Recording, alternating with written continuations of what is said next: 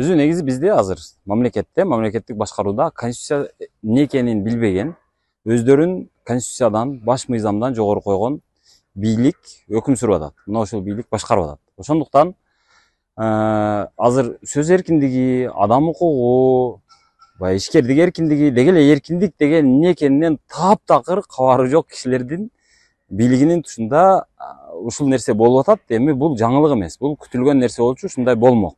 Ошол болуп атат. Бирок бул бир гана нерсени айтам, мунун арты жакшылыкка алып барбайт. Мунун арты мунун артын кесепетин эл тартат кайра эле. Эл кысылат, ишкерлер кысылат. Анан акыры жүрүп отуруп азыр тартипте отуруп, ошо тартиптин айынан кайра эле баягы 37-38 жылдардагыдай, 44-45 жылдагы ошол жанагы Гитлердин доорундагыдай почеркте жазылган мыйзамдарга